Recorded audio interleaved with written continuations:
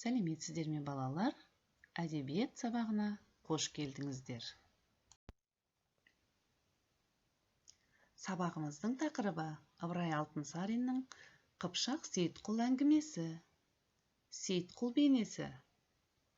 Көркем шығармадағы кейіпкерлер портреті мен іс-әрекеті арқылы образын ашу. Сабағымыздың жетістік критерийі.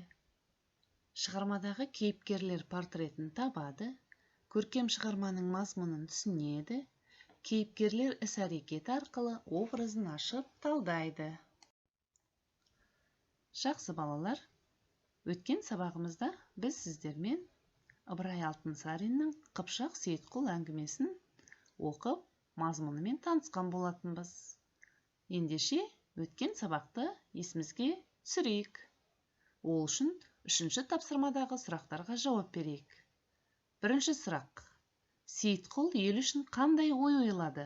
Оған ерген халық қандай кәсіппен айналыса бастады? Екінші сұрақ. Сейітқұл бастаған елге басқалар не себепті қосылды? Үшінші сұрақ. Сейітқұлдың ағасы бай болу үшін не істеді? Соңында тағдыры қалай аяқталды? Орындалу уақыты 7 минут. Үш сұраққа толық жауап берсеңіздер, 3 балл.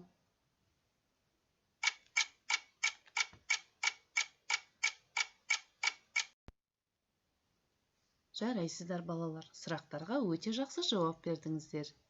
Келесі тапсырмамыз дәптерге орындайық. Төртінші тапсырма. Қыпшақ Сейітқұл қандай адам? Деген сұрақ бойынша Сейітқұлдың бейнесін көрсетейік қанекей. Сейітқұл қандай адам? Еңбекқор, мысалы. Орындалу уақыты 6 минут. 3 балл.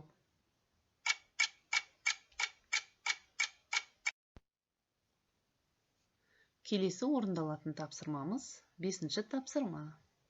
Қыпшақ Сейітқұл мен ағасының бейнесін, іс-әрекетін салыстырып, кестені толтырыңыз. Орындалу уақыты 10 минут. 4 балл. Дескрипторы. Қыпшақ Сейітқұлдың іс-әрекетіне пікірін білдіреді, ағасының іс-әрекетіне талдау жасайды, кестені толтырады. Ал енді балалар, бүгінгі тақырып бойынша қандай ой түйдіңдер? Бір ауыз сөзбен жылдам жауап бере қойыңыздар. Жарайсыздар балалар, сіздердің әрқайсыңыздың ойларыңыз мен үшін маңызды. Енді үйге тапсырма. 2-ші тапсырма 74-ші бет.